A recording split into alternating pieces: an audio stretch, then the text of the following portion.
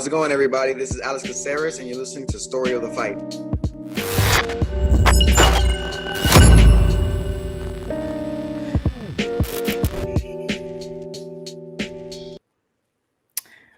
What up, Will?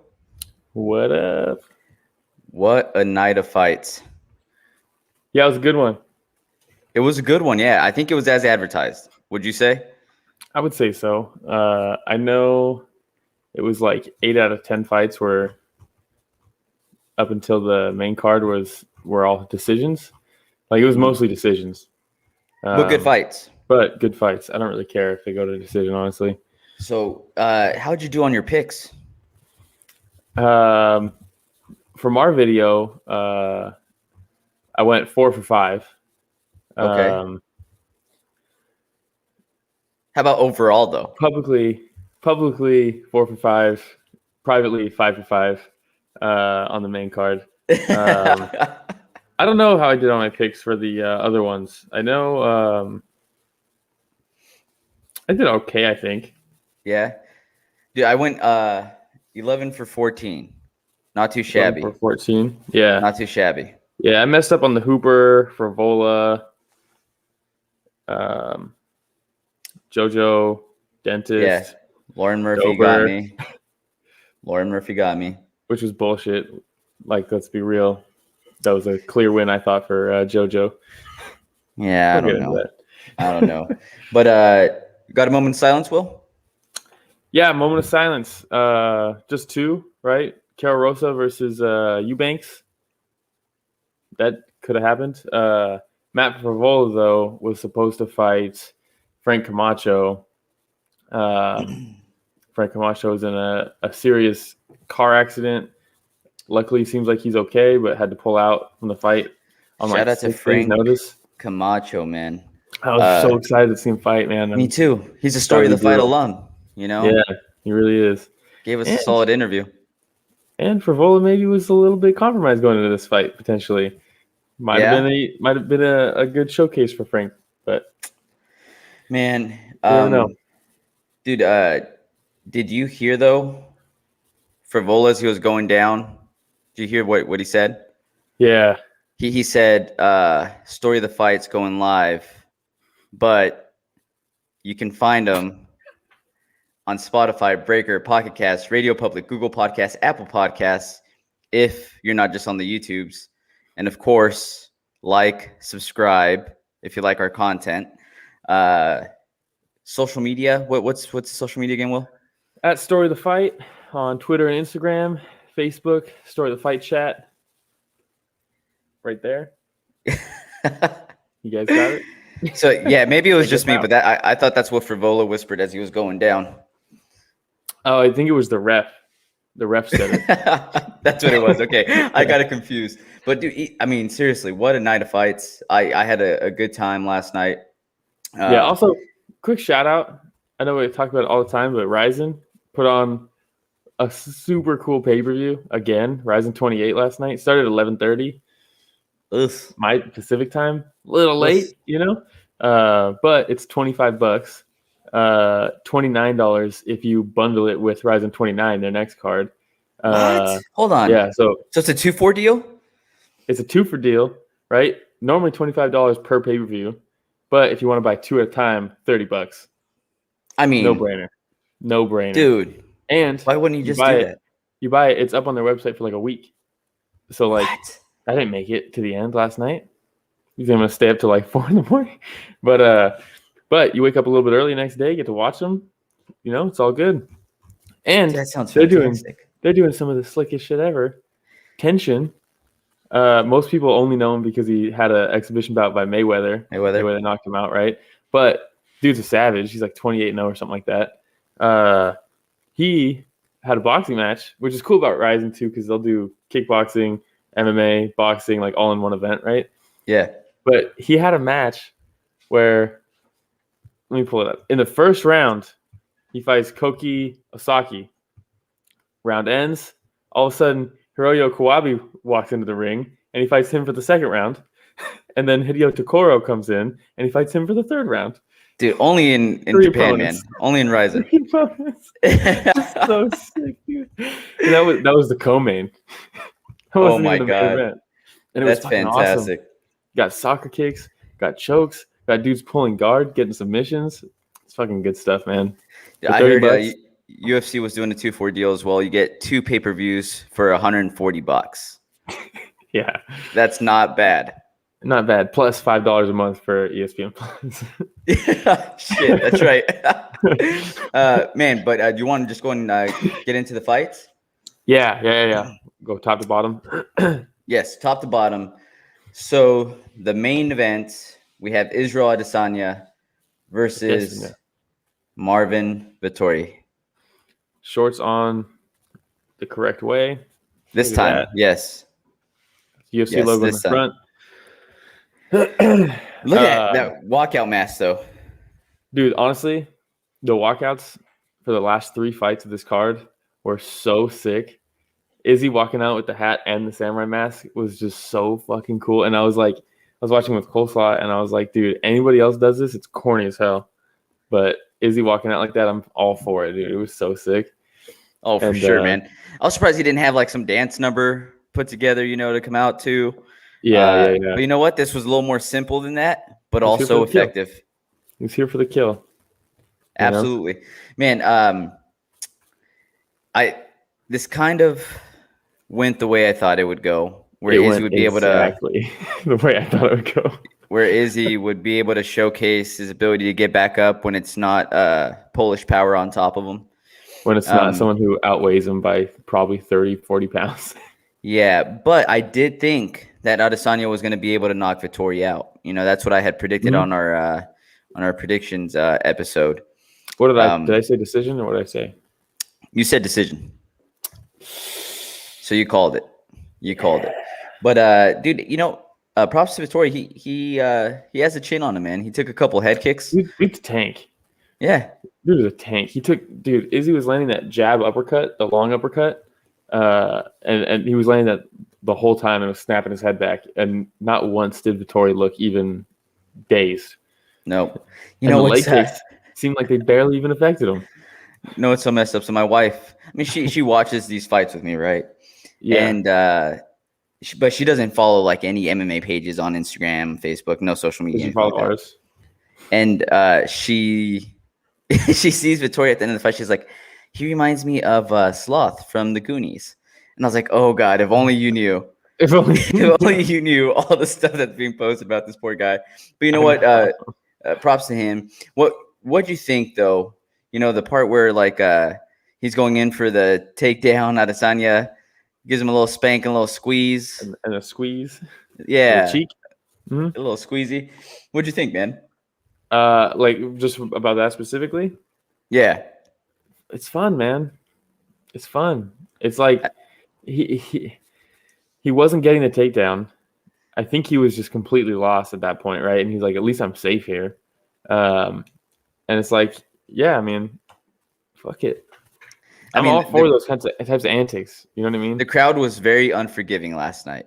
Very unforgiving. Maybe the worst crowd. Definitely the worst crowd we've had since we got back from COVID, but booing the worst crowd. But I thought someone shot for a takedown, they'd start booing. Like, yeah, I thought Izzy. You didn't go to a boxing event. I thought Izzy did a good job of trying to still entertain the crowd while he could. Exactly. Yeah. That's what they are. They're entertainers as well. Yeah, they're entertainers as well. And I saw people online saying like, oh, they should have called the fight right then and there. Izzy tapped on him, and I was like, come on, man. Like that's just trolling. I think. I don't think people actually believe that, do they? Well, people took it as huge disrespect in mixed martial arts. Oh man. Oh, the sanctity of my sport. Oh, you know what I mean? These people who don't fight. It's like the unwritten rules, like in baseball. You don't walk over the pitcher's mound as you're walking back to the dugout. Yeah, I guess but there's an unwritten rule is you don't spank somebody that's trying to squeeze his ass cheeks. And squeeze his ass cheeks as he's trying to take you down. I don't know. But same with baseball. There's some unwritten rules that are dumb as fuck. You know what I mean? Mm-hmm. Oh, don't swing at a 3-0 count when you're already up. Fuck that, dude. I'm trying to win. Yeah. I'm trying to pad my stats, dude. Fuck out of here. But So if I was pitching and someone walked across my mound, I'd be fucking furious. So some are good, some are bad. I'm thinking with Izzy, he said that up next is Robert Whitaker. I think it's the right move. It's the only thing. It sucks because you could tell he wants like Cannonier or Darren Till so bad, but like they just keep stumbling. It's not his fault that the only guy that's winning in the division right now against top tier opponents is Robert. Yeah. You know? Yep. I mean, he's the number one contender right now.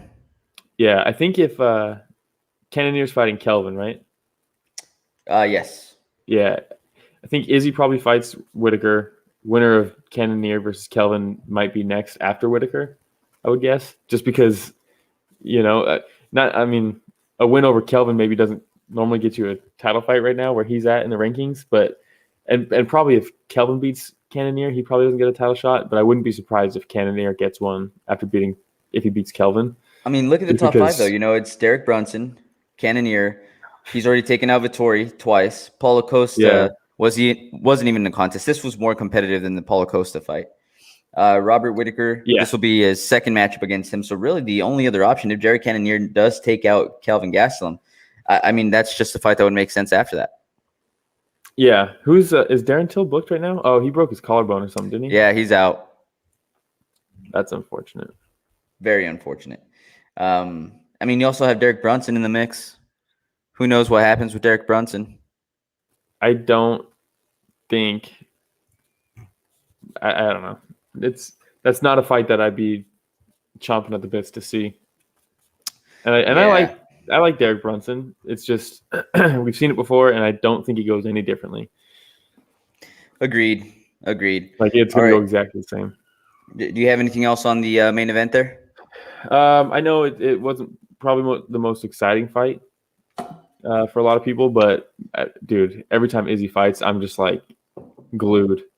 His understanding of just like the way he feints to set up traps and his footwork to set up traps, like every time that you watch Izzy fight, it's like you learn more about MMA striking and like what can be effective and like just, I mean, fucking masterclass, Yeah, absolutely. He looks so good. His ability to slip some punches, and then as he's slipping, leaning back, to be able to come in with that left hook and the right hook. Actually, the same way he got Robert Whitaker. Yeah, he did that again yesterday. It comes up with like his elbow stays tucked. And it's so fast. Yeah. It's so fast. So again, man, props to Vettori for being able to eat some of those shots. Yeah, I saw someone comment saying that Vettori's a better Paulo Costa than Paulo Costa because he very similar styles, right? Just come forward, just like. But unfortunately, that style is not how you're going to beat Izzy. It's just not. So I like how Izzy goes up to him afterwards and has some like a small talk. And whatever Vettori said, you see Izzy like shake his head and wave him off, man, and walks back to his corner. And so afterwards, I think he's talking about in the press conference where he goes up to him and he's like, we're going to show some respect or whatever. This is mixed martial arts. And he responded with like, I won. I think I won that. And Izzy was like, oh, dude, whatever helps you sleep at night. Dude, he was arguing with his corner when his corner was telling him, Javier Cordero was telling him, like, dude, you lost that round. Hey, you just lost that round too. Like, hey, we need to do something different. Like, you're losing every round. He was arguing with him every round. And he was like, you got 5 minutes. 5 minutes to try to become the champion. 5 minutes, so delusional. I don't want to, I mean, delusional has such a negative connotation, but I mean, it is accurate, but at the same time, like, dude, when you're in a fight like that, I can't even imagine, like, I mean, as a fighter, right, and you're a tank like Vettori, that's like your tendencies is that's how you fight. He might be getting hit every once in a while, but he feels like, it's not affecting me. Oh, it's just leg kicks. Oh, he's catching me a couple times, but he's in the center. Izzy's on the cage. He's pressuring. He's landing. The commentary took him down a couple times. Terrible. Yeah, he took him down a couple times. The second round, I had Izzy winning all 5 rounds, but the second round was close. Mm-hmm. And the commentary wasn't even talking about the fight. They were talking about Jan Blachowicz versus fucking Dominic Reyes. And like in that mode or in that like moment, I'm not surprised that he thinks that he's winning. You know what I mean? Like He's not scoring the fight. All he knows is what I'm getting hit with isn't hurting me. I'm applying my game plan. I have him up against the cage the whole fight. I'm landing some shots. I'm being more aggressive. It's not a stretch to say in the moment, I feel like I'm winning this, you know? So do you think he thought his corner was just lying to him to try to get him more motivated?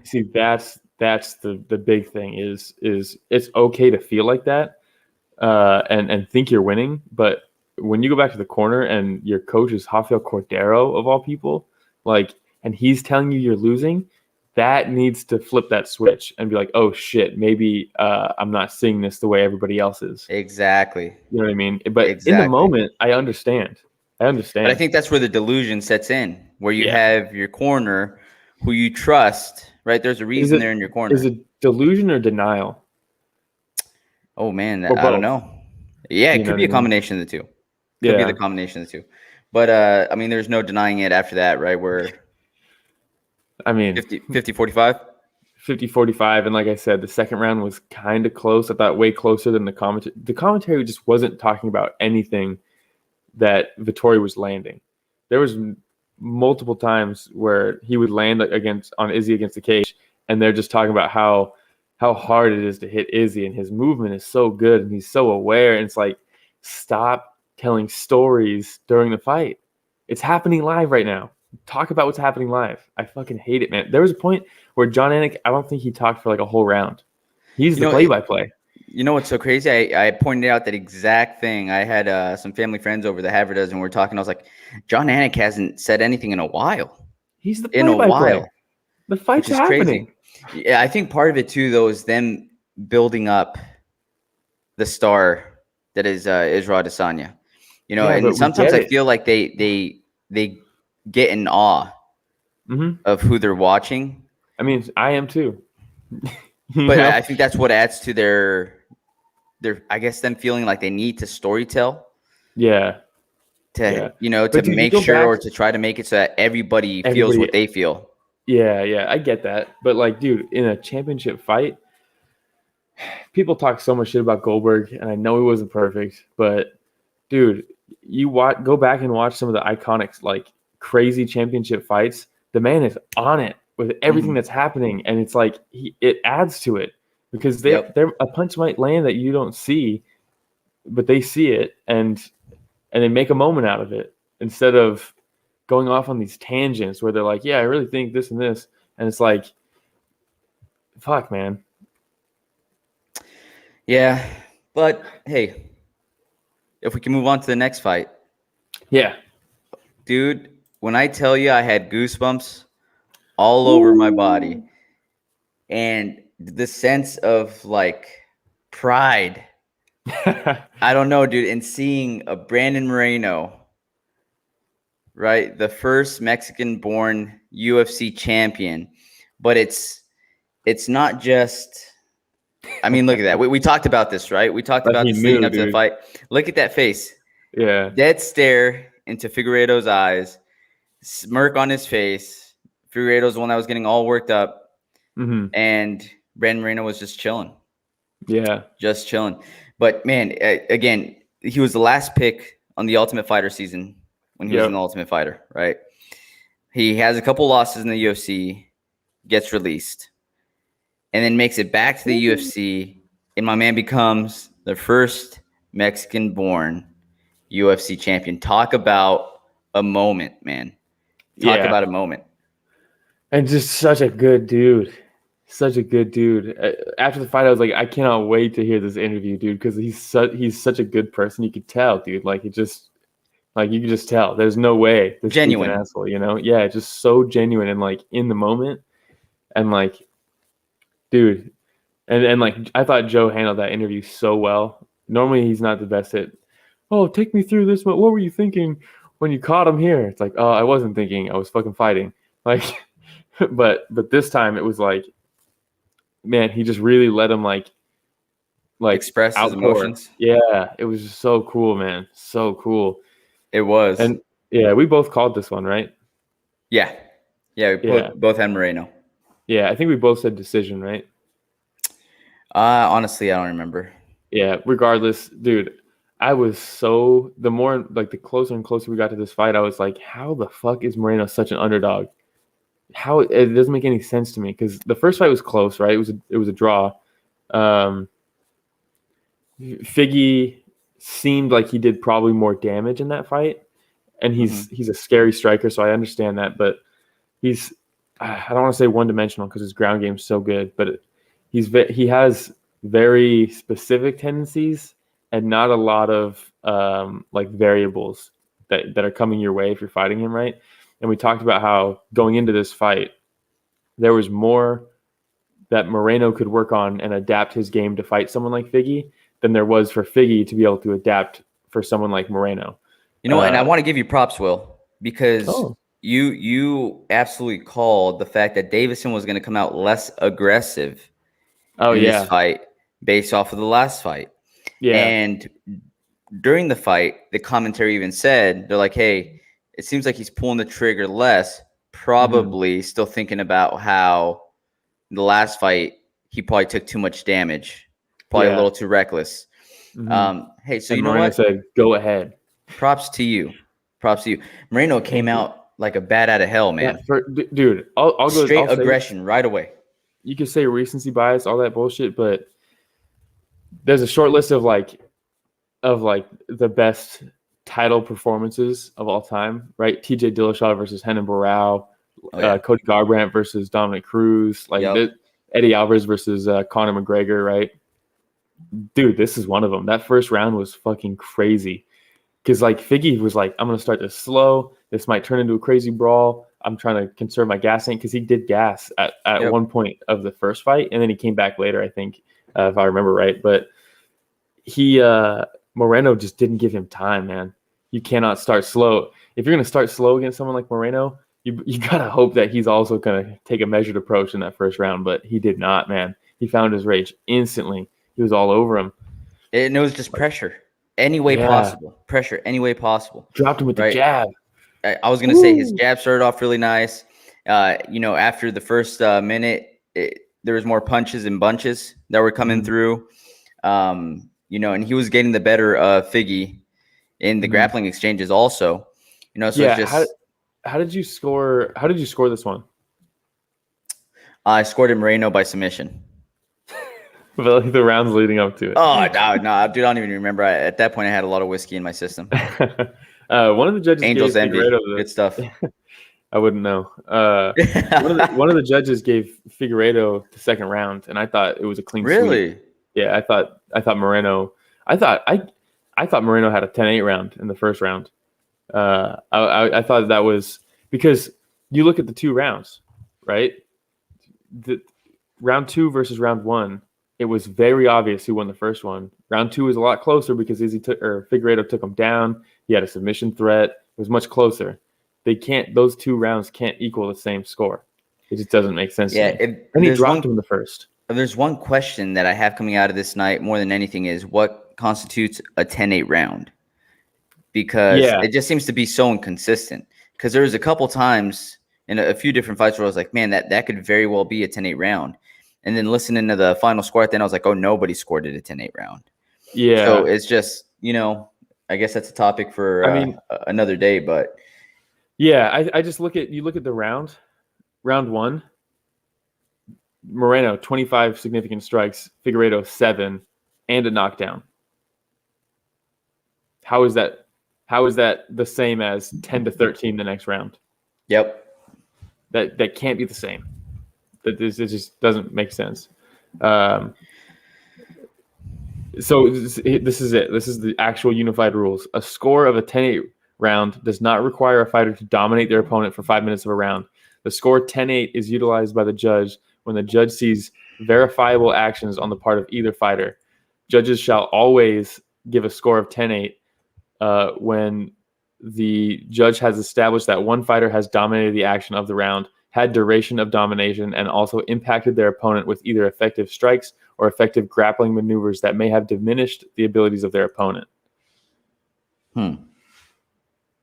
Okay. Yeah. Judges must consider giving a score of a 10-8 round when a fighter shows dominance in the round, even though no impactful scoring against the opponent was achieved. Like, it doesn't have to be a close to finish anymore for a 10-8 round. It just needs to be this guy clearly won this round. You know what I mean? Yeah. I don't know. It doesn't matter because he choked him out in the third round. But man, he just came in and snatched it. He just came in and took the belt. Yep. And again, he looks so calm the entire week leading up to. Yeah, and his fight style, anytime he's out of range, he like tucks his elbows in and he kind of goes like this. He sticks his head up and it's like he's just kind of leaning like, all right, dude, come close. Like, get in my range. Like, it's so sick, man. His style is fucking awesome, man. I'm so happy for him. What's his first title defense? Are we looking at Askarov? Probably. Which is a tough fight for anybody in that division. Very tough fight. Yeah. Pantoja might be next also. I think that'd be a fun fight. Beat Benavidez, but it was March 6th. They might want to have him fight again, honestly. I don't know. Trilogy? No. I mean, Askarov might have to fight one more time. Oh, I see what you're saying. Okay. Maybe against Pantoja or Perez. But man, they're coming. You know what? Give Benavidez one more shot. I just love Benavidez, dude. They're just like, hey, new champion. I guess you could take a stab at this one. Yeah. Imagine if Moreno has a title defense list of Askarov, Alexander Pantoja, Alex Perez, Brandon Royval, Kai Kara France, Bone Tarin, Tim Elliott, like Sumadarji. I like how you just skip over Matt Schnell. Yeah, he's not coming. Yeah. Manel Cap's coming up soon. Bro, Manel Cap versus Moreno stylistically would be so much fucking fun, dude. That'd be. Yeah, Manel. I mean, hey, let's get him his first UFC win, huh? He got it last time. His last fight he won. Bullshit. All right. So, anything else on that fight? Real quick. I know I saw a lot of people saying that they think the weight cut. They think Figueiredo was slow to start because of the weight cut, and they had a real hard one. Bro, you can't. That can't be his built-in excuse every time he fights. You know, it's a hard weight cut every single time, but he makes it. That's on him. That's not an excuse. He started slow because he literally said going into it that he needs to change his style. Like, it's not because of the weight cut. It's just not. Moreno did not beat a compromised fighter. If it was, Figueiredo would have said so in the interview. But didn't. During the fight, I did say, I said he needs to get going early because in the later rounds, due to the weight cut, he tends to slow down. Yeah. Mm-hmm. He tends to slow down. That's where it comes into play, not the first round. Yeah. In the first round. I still think that you were spot on when you said that he was going to come out a little more hesitant. Yeah. You know, but dude, a great fight. Just masterclass. Just so happy for Brandon Moreno. So happy. Yeah. I just feel like one of the good guys won. Yeah. Yeah. Definitely. You know, just one of the good guys won, man. Yeah. So I'm sure that he's going to have some big fights coming up. He's getting a ton of respect by everybody too. Did you see Dana's face afterwards? Yeah. All he's seeing is dollar signs, dollar signs raining, and he's just thinking to himself, you know what? I'm tapping into Mexico, man. Yeah. I'm tapping into Mexico. If I'm Dana, I'm not giving Askarov the title shot next. I'm getting Moreno a striker, having it be in Mexico. Askarov can fight him after that. Oh, dude, you know what? That's a good plan. Because stylistically, he's a nightmare. He's an absolute nightmare. Yeah. And then did you see the video of Izzy running into Moreno in the back? Yeah, they cheers their belts. Yeah, a belt bump. Yeah.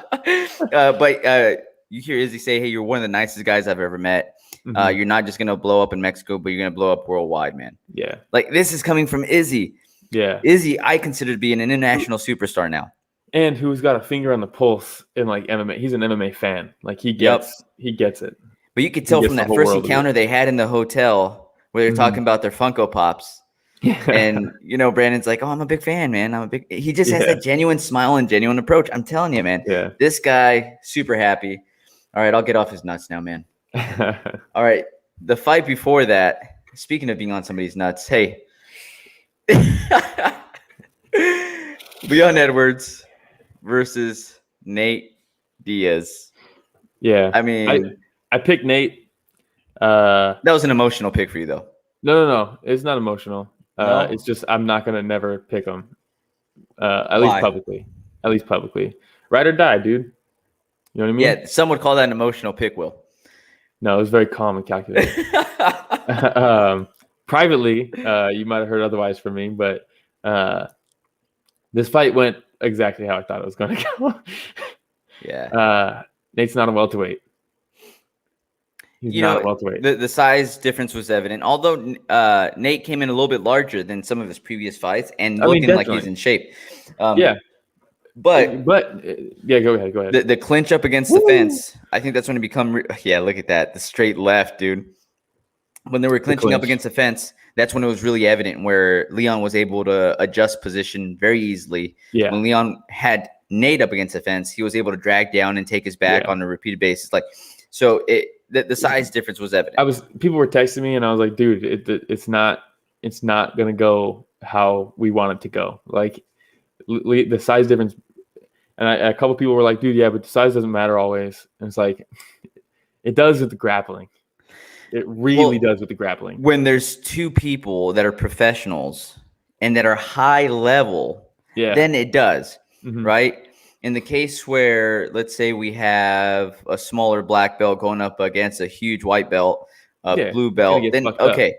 But dude, I mean, we're talking about the highest level of mixed martial arts. And Leon is in his prime right now. Nate's prime was 5 or 6 years ago. Hey, watch your mouth.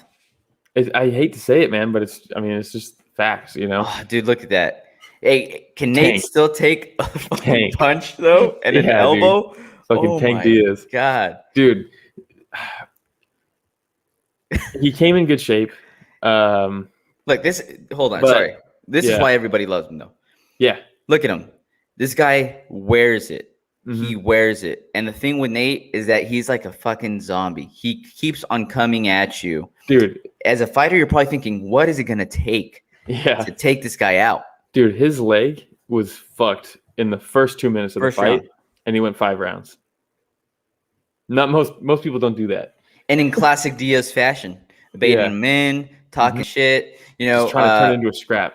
Where he tries to go in and give him like a little fist bump and he smacks his hand and flips him off. You know what I mean? Like, dude, it's just, this is why everybody loves watching the Diaz brothers. Yeah. But Leon, man, on the other side of it, I remember I was saying like, I picked Nate right in the picks video, but if you cut out who I actually pick, you probably know what I'm thinking about this fight, right? Because I was like, Nate's opportunity to victory is if Leon takes a break and doesn't stay focused the entire time, because if he stays focused and he keeps his composure, like he's going to kind of have his way, right?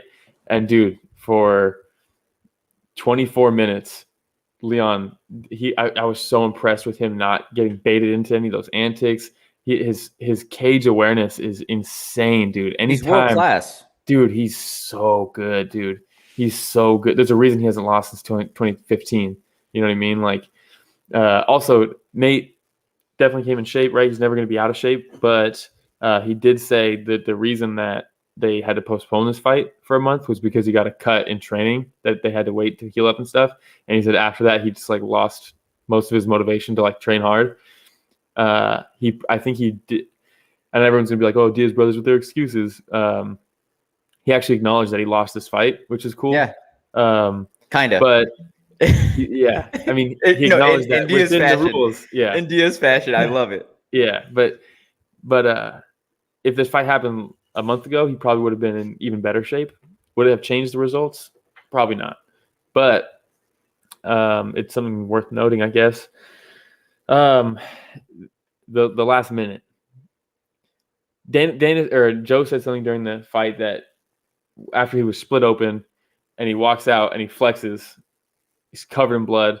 He's getting fucking pieced up for like 4 rounds at this point. And Joe's like, this is why people love Nate. This is why his stock will never go down. He'll lose fights. He'll win fights. His stock will go up. And I was like, I agree, but it's there's a lot of Diaz haters out there, right? And when he has a fight like this, I think the stock might start to go down because he just wasn't offering anything, right? The whole fight. And then the last minute of the fight, he cracks him with that patented 1-2. Leon Edwards is nowhere. Leon Edwards is in outer space. He's leaning back and he's looking. He's back in the UK. And yeah. He's back in the UK. He's back in the COVID lockdown. He's like, am I fighting? And then he comes forward and he puts the battering on him for the last minute of the round. And it was I stood up. It was crazy. And if you look anywhere, all anybody is talking about is the last minute of that fight. Yep. Nobody is talking about what happened before that. And his stock goes up. And you're like, this motherfucker did it again. I feel like he lost more stock after the Masvidal fight. A little bit, than he did in this fight. Yeah, definitely. This is why people tune in to watch Diaz. Mm-hmm. Again, you know he's going to get cut up. You know it's going to be a bloody match. But you know that he's willing to go to absolute war. Yeah. To try kill to be killed. Kill or be killed, man. You know, and still technically has never been finished. Props to Edwards. Again, just a world-class performance, man. Yeah. Beautiful counters. He's beautiful counters. Always in the right position. Footwork's fantastic. Position. Yeah, never in a compromised spot until he was, right? But you know what? And going out into the 5th round, his corner tells him, you're getting flat-footed. Mm-hmm. You're getting flat-footed. Don't do anything reckless. Yeah. You know, this fight's yours. Sure enough, flat-footed, starts exchanging with Nate. Nate's classic. The classic 1-2, man. Yeah. The classic 1-2. And I just wish that when he fucking cracked him with that left, instead of pointing him and him laughing, he just jumped on him. I saw a lot of people saying that. I think people are underestimating how fucked his leg was. I don't think he physically could get on him that quick. You know what I mean? His leg was fucked, dude. Dude, after the first round, it was fucked. I also think it took a second for Diaz, though, to notice, he's really wobbled. Well, true. His leg is fucked, and the dude's for sure concussed at that point. He's a tank. He'll eat those shots, but his brain is still taking that damage. He's for sure concussed. Leon, how hurt were you? In that 5th round, he's like, well, he hit me hard enough to wobble me. He's like, I first time I've been wobbled in a fight like that, you know? Yeah. And I was like, oh, that's legit. Cool. Gave him some recognition. You know, Leon came out of this a more likable person, I think. Like I said, this is going to be Leon's coming out party. Mm-hmm. You know, I don't know if it was, though, now after the fact. But the thing is, I don't know if guys, it's kind of weird for me because I don't know if he'd get as much love and recognition if it weren't for that last minute and him surviving that last minute. Because for folks like you and myself, we're impressed with his overall performance. And we're like, dude, he's piecing up one of the most durable, toughest fighters in the history of mixed martial arts, right? Somebody that's absolute game. But that last minute and the excitement that was brought to the last minute and the fact that he was able to survive that last minute barrage by Nate, and then the post-fight interview, him recognizing the fact that Nate had him in trouble, all that stuff I think added to Leon's stock than if he would have just had the same piece him up 5 rounds. I think so, a little bit. The problem, though, the narrative that I'm already seeing online is Nate should have finished that. It wasn't so much Leon surviving. It was more so Nate not seizing the opportunity is what I'm seeing a lot. I don't know if I don't know if what Leon brings to the table came across in this fight to a lot of people. And it sucks because, man, that's too bad. He's got a lot. He's got a lot to offer, man. He's a future champ, in my opinion. I don't know if he got a title shot off of this right now, which I don't think he's going to. If he fought Kamaru, I think Kamaru probably still beats him. But he's, like I said, he's in his prime, man. He's got a large window. I think the dude does not take damage. That would be a fun fight. Kamaru versus oh yeah. Well, Dana already said Colby's still gonna get the rematch here, but you never know, man. He might be an alternate. Colby versus Wonderboy, Kamaru versus Leon. That's what you do. Man. I think Gilbert Burns is fighting Wonderboy though, right? Hey, Nate though, afterwards, like, we're having a huge party at my house. Place. I'm like, bro, you're in Arizona. You don't have a house over there? You must have like an Airbnb or something. Yeah. It's so classic though. And again, everybody starts cheering. Yeah. It's just so hard not to like that guy, man. And this was the start to the sick ass walkouts. His walkout was so fucking cool. Moreno comes out just fucking on a mission with his walkout. Music's fucking first time the entire week where you just see this look of intensity in Moreno's face. Bro, he's leading up to smiles, you know. Dude, he was terrifying. Ready to go to war too. Talk about like a lot of times fights don't match the walkout, right? The walkout's like setting the stage for the fight, and then it's like, but not really. Like Vettori walking out to the Modelo. Yeah, the Modelo. And he walks out and he's like about to seize this opportunity, and then just gets styled on for 5 rounds. He's like, I've been brewed. Yeah. For fighting spirits. I had a choice. Come on. But Moreno walking on the way out. Yeah. Moreno walks out. Just looks like he's ready to murder somebody, and then does. It was perfect. Nate walks out, thug as fuck. It was a great. I loved the 5-round non-title fight. I thought that was sick. Yeah, and I'm glad that they kept it that way. You see, Dana was like, "Yeah, Nate's probably gonna ask for a 6-round fight next." Yeah, and you know what? Give it to him. Fuck it. Hey, if Ryzen can have tension, fight 3 different guys per round, Nate can have a 6-round fight. So they asked him though. They asked him what's next for Nate, and he's like, "I don't know," because if you're Dana White, no Dana. Yeah. You really don't know what this guy's not ranked. This guy's not ranked, right? But you know that he moves the needle. Yeah. So you're not just gonna toss him, new up and comers. Yeah. You're gonna find him some big fights on big cards to draw those numbers. Here's what happens, dude. Here's what happens. They wait until July 10th. If Dustin beats Conor, they're doing the trilogy. I guarantee they do that trilogy. That's what happens. Okay. Because they're both coming off losses. They're both not going to get a title shot anytime soon. One last big draw. One last big draw. But the classic, settle the score. They're 1-1. It should have happened. It should have happened a long time ago, but it didn't. I don't want to see Nate fight any more welterweights. No. Especially with Nick coming back. Nick said he's coming back looking for 170. They don't need to be in the same weight class. Nick is bigger. He's got a bigger frame. Nate should be fighting at lightweight. I know Dan Hooker said he wants to fight him. That's a fun fight. I think Nate beats Dan Hooker even now, just because Hooker gasses a lot. If Hooker can't put him out in those first couple rounds, Nate's just gonna swarm him and take him out. But that might be the first 6-round fight. It won't need 6.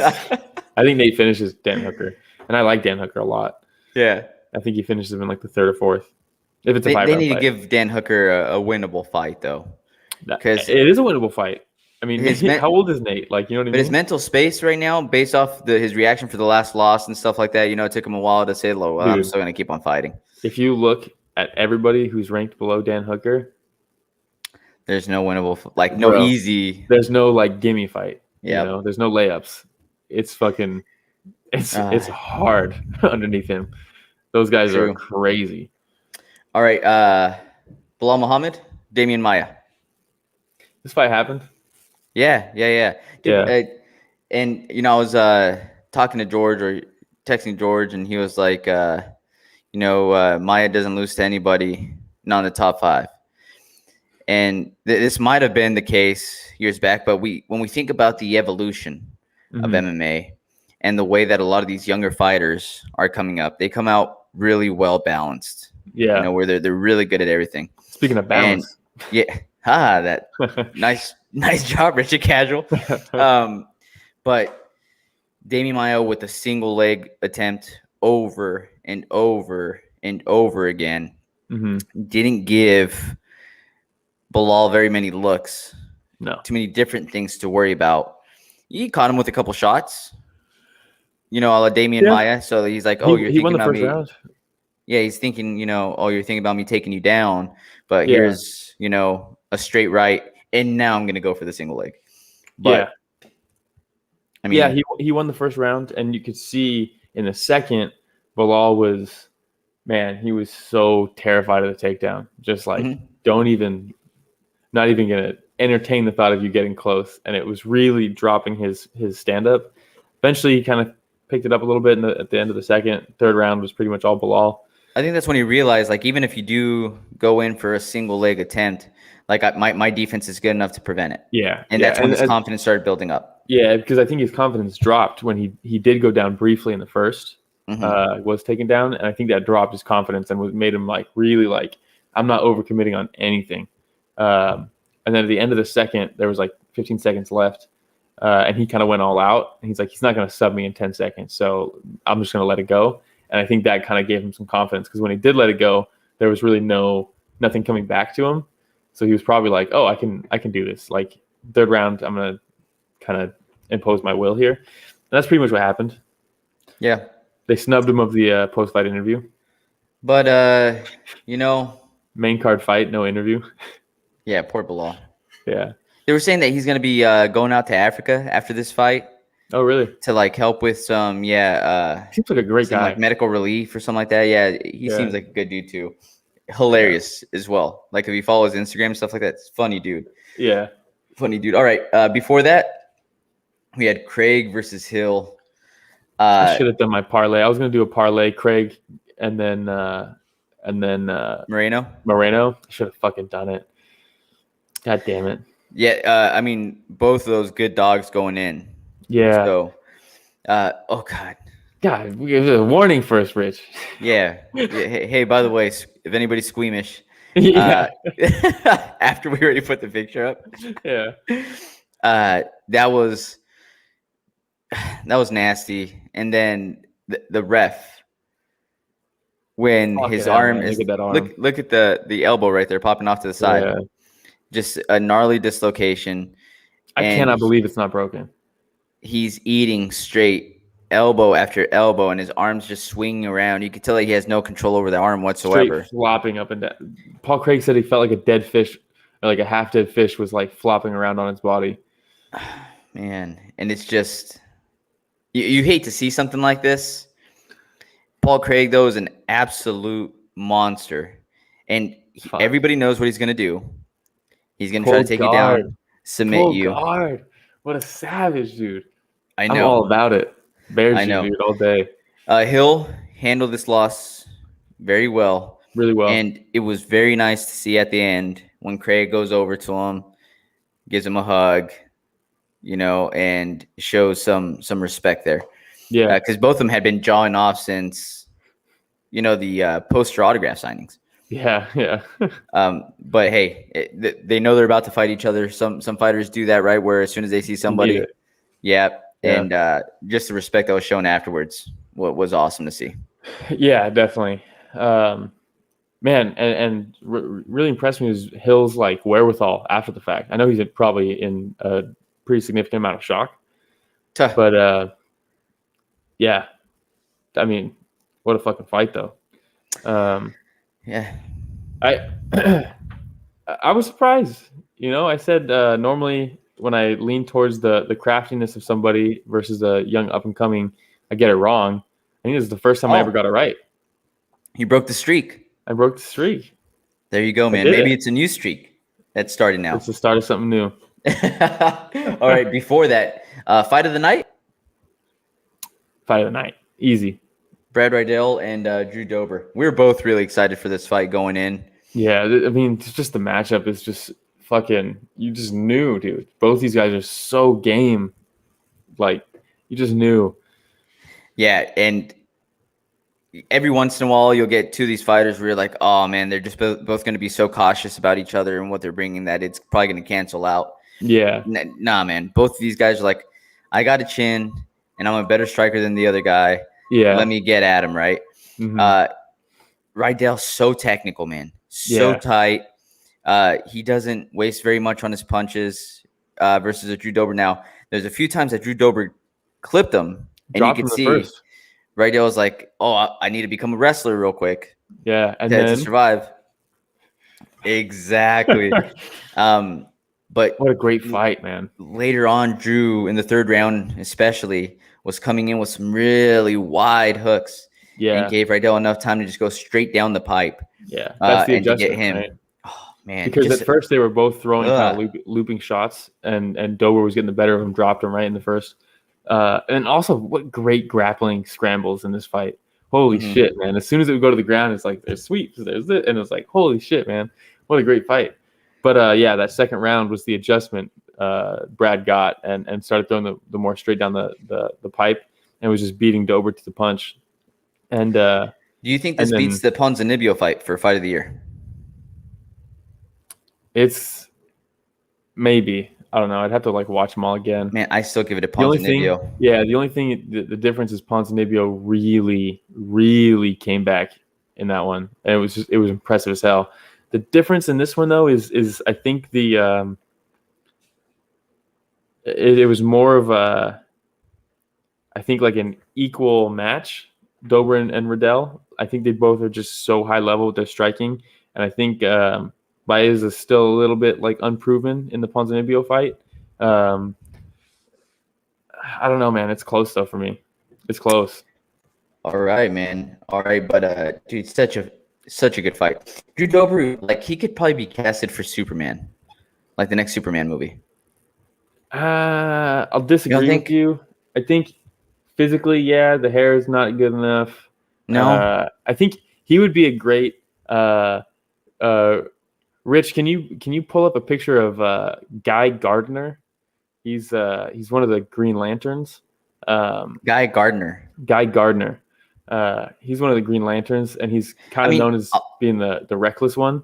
You know, I'll go with you, Will, because you're the Superman fan. Yeah. So, but I see Drew Dober, and I'm thinking. The guy's. Look at him. Look at that jawline. He's chiseled. He's got the looks.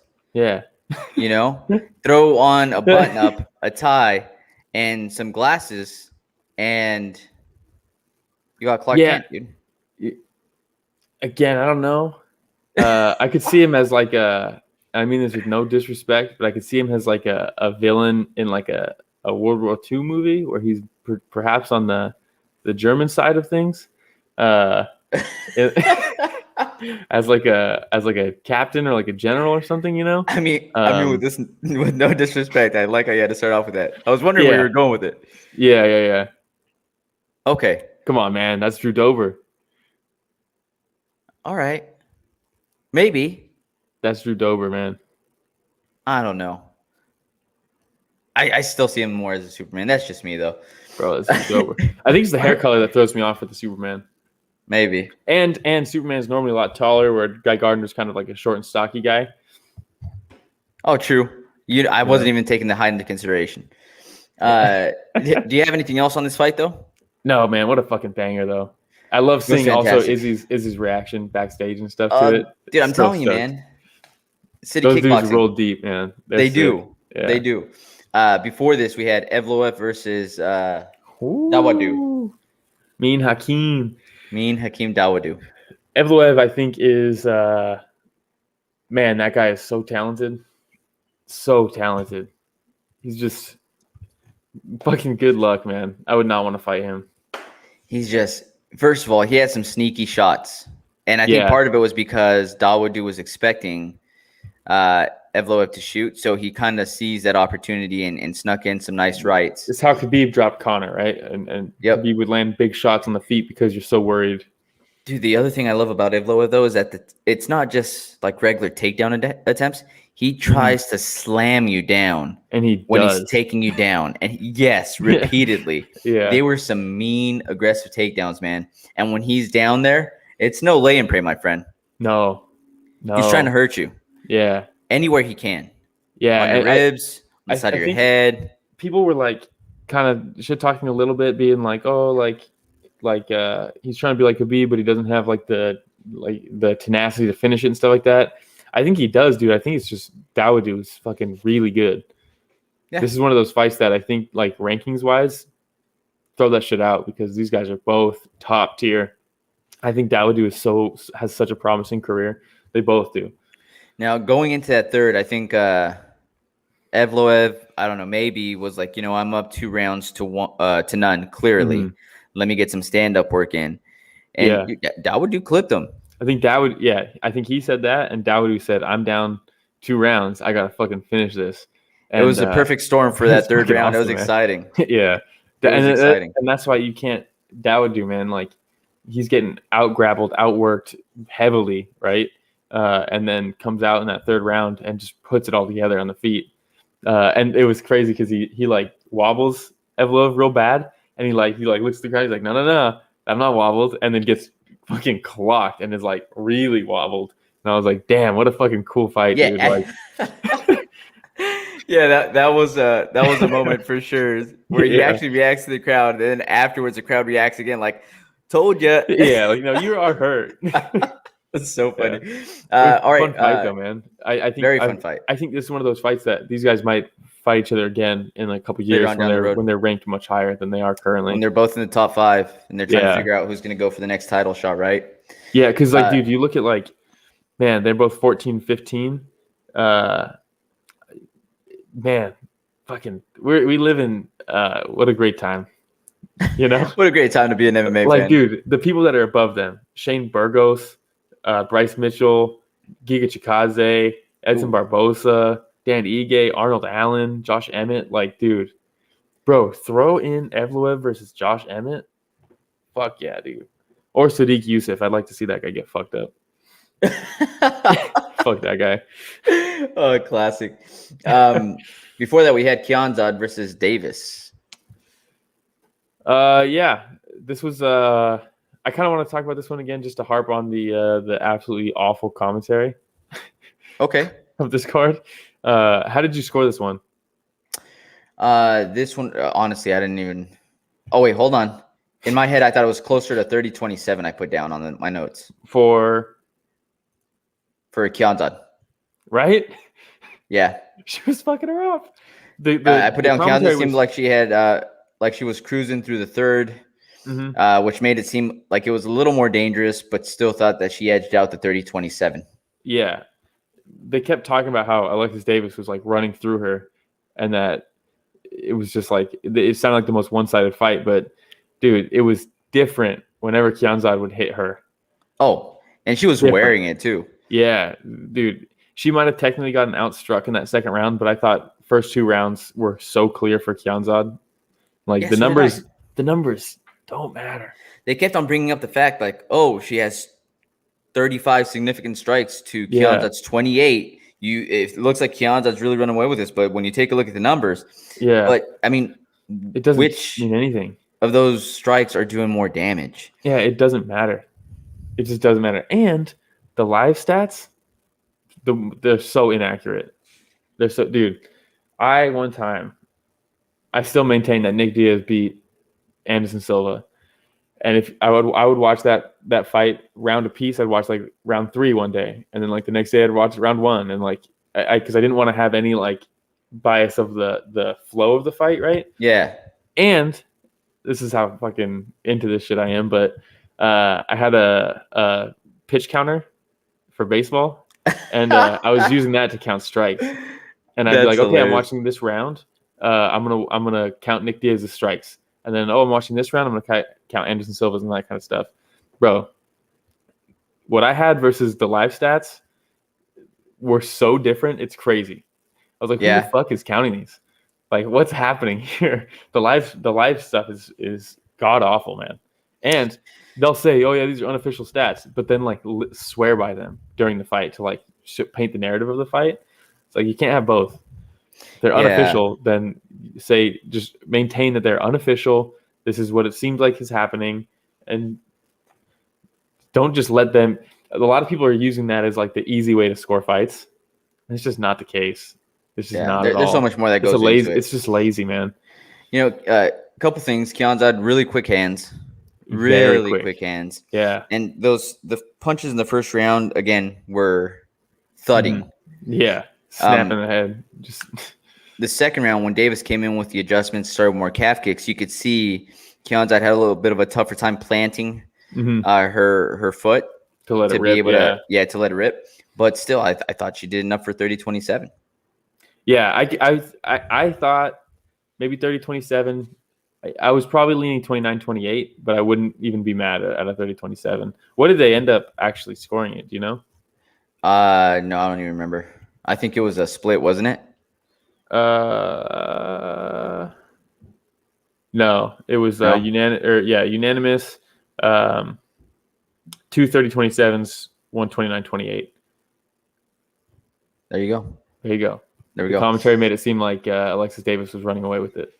Now, Davis came in very Rousey-esque, chin straight up, throwing some lefts and rights. It's just she's from that old guard, It's just man. And then while she's doing that, you see Kianzad slip and throw.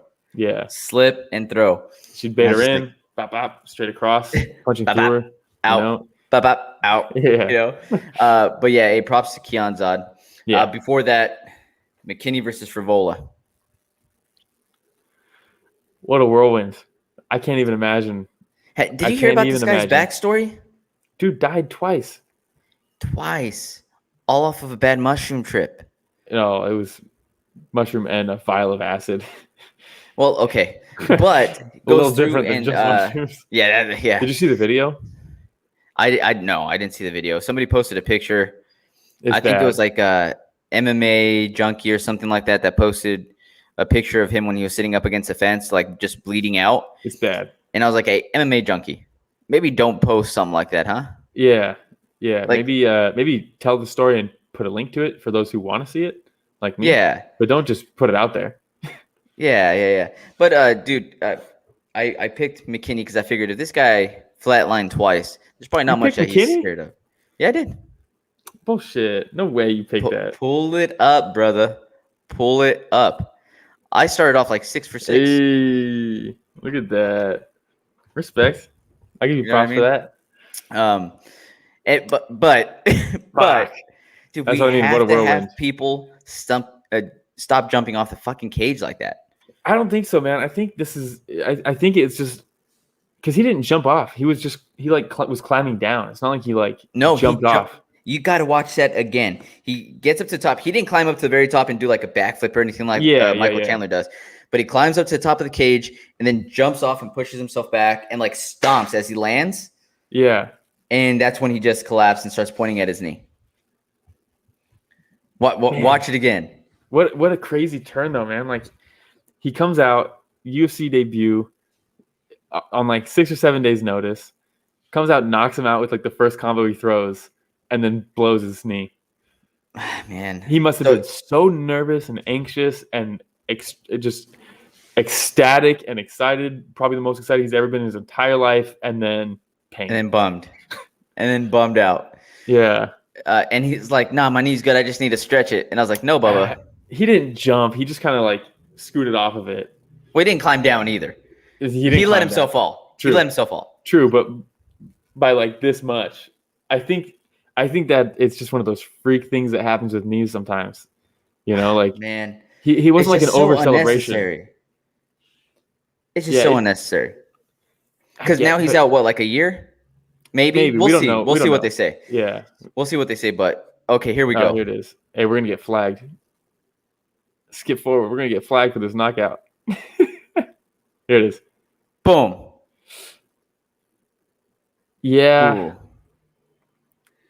And it looks like he kind of pull this up though. It seems like he kind of stomps down at the same time in excitement.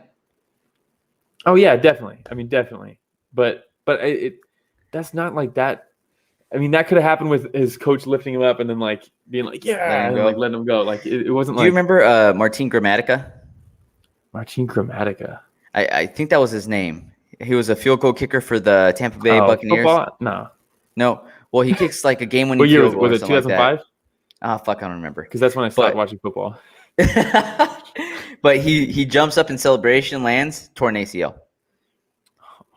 I mean, you have Bruce Buffer. Yeah. Right? Jumps up, commentator, kicks out, announcing, tears ACL. So yeah, you're right. It's thing. freak accidents that happen, and it just sucks to see that happen to McKinney after, his UFC debut. Fantastic knockout, notice. 7 seconds, 7-second knockout. Is it the fastest in that division? In that division, yeah, it's got to be right. 4th fastest in the UFC, fastest in that division. Yeah, but man, history. Man. Happy for McKinney, man. I'm really happy for McKinney. He like has a great turnaround story. He seems like a great guy, and I wish him nothing but the best going forward. And hopefully he's right, and he just sprained it a little bit or something. He just needs to stretch it out a little bit. Yeah. So we'll see. Yeah. He did you watch have you seen the interview of him talking about what happened in his past? Dude, he's just so he just has such a good perspective on it, and he talks about in the video he's sitting against the fence, right?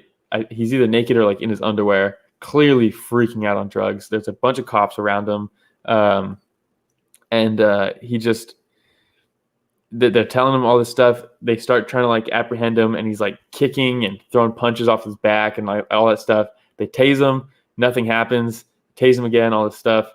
He ends up dying right in the ambulance. I think he died in the ambulance before he even got to the hospital. But and then they bring him back, and then he dies again, and then they bring him back. Here he is now. But he also, the way he was talking about it and narrating the story, just so clear. You can tell it was clearly a major event in his life.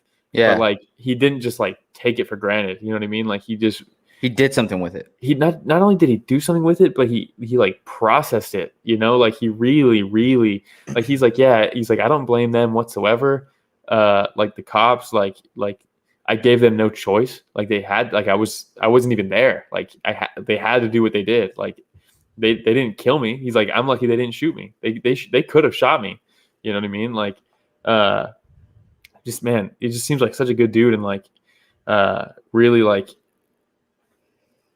that just set him on a path. You know what I mean? That kind of a moment just was I'm not taking this thing for granted. I lost my life. You know what I mean? And for anybody talking shit about his past too, because I've seen some of that also. We've all done stupid shit in our life. Yeah. That where we probably could have killed ourselves. Yeah, dude. And we just happen to be lucky. Yeah. But I mean, this person has done something with what happened in his past, and he's trying to make the best of it, and he's trying to share his story to prevent this from happening to others. Yeah, and if you haven't had those moments in your life, fuck out of my life. You know what I mean? we talk about fighting is it's the best sport because it's bigger than a sport, right? It's at its core, it's humanity, right? And you can draw parallels from fighting that you can draw to in life in general, right? And this is one of those things because we talk about how we get these prospects and we don't really know who they are as fighters until they get tested in the cage, right? When they get put on their back foot and they have to dig deep and come back and stuff like that. And that's basically what he did in his life, right? He got put on his heels. Yeah, he got put on his heels. He came back from that. And now look at him, what he's doing. And dude, you come across somebody who hasn't had that in their life. They haven't made those mistakes and they haven't been put on their back foot and had to adjust and come back from that. If you've never had those moments, it's the same way I look at a prospect in the UFC who's only had first round knockouts and never been tested. I just don't know who you are. You just don't. And I don't think they do. You might not know who you are. Exactly. That's just what I was about to say. You learned a lot about yourself, man, when you're in positions like that. Yeah, dude. And you can tell he learned those lessons. Not everybody does. Some people fold when they have those types of moments in their life. And he didn't. And I mean, I couldn't be happier for him getting a first round knockout. Seems like a great dude, Same. All right. Last one we're going to cover, Hooper versus Peterson. Peterson misses weight by 3.5 pounds. Yeah. Definitely looked to be the bigger, stronger opponent. He fakes a glove touch to land a Superman punch. How dirty is that? Fuck out of here. This guy's from Dallas, man. Don't represent Dallas like that. I watched him fight in LFA years ago, and I was like, this guy fucking brings it. And then all of a sudden he's in the UFC, and I was like, that's the same dude. Because, I mean, the chest tattoo, like, obviously. Yeah. But I forgot who he fought in LFA. This must have been 2015, 2016, maybe. And I was like, damn, this guy's fucking savage. But here he is being a complete asshole. And did you go into a fight against someone like Chase Hooper and you miss weight by 3.5 pounds? I wholeheartedly believe that's intentional. Because you know who else thinks it's intentional? Yeah. Joe Rogan. Oh, really? You didn't hear him during the broadcast? I wasn't watching with commentary at this point. Okay. He straight up said, hey, for somebody to miss 3.5 pounds, some people might say that you do that because it's an advantage of not having to miss that extra weight. That and you come in a lot larger on the night of the fight. And Chase Hooper's only chance in this is in the grappling. If I come in oversized, that diminishes his advantage. So he mentioned it out of here, man. He mentioned it a couple of times during the broadcast where he says he thinks that Peterson intentionally missed weight to have an advantage. I think so too. He faked a glove touch to start around to throw a Superman punch. That's one of the shittiest things you could do. Fuck that, dude. Get out. You fucking cut him. Chase Hooper, I don't know if he's UFC ready yet. In the second round, he was piecing him up, though, before it went to the ground. Yeah. He was piecing him up. He found his number, and unfortunately, he still has some work to do, though. He still has some work to do. He's super green, and they talked about how he's training with Wonder Boy and all that stuff.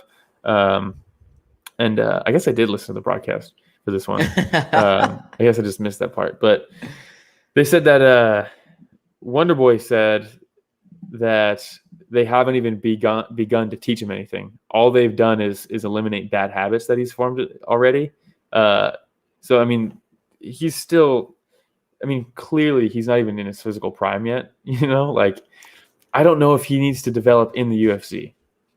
I want him to be making the UFC money, the popularity, all that stuff, but I don't know if he needs to develop here. He still needs some development. He's taking some damage too, man.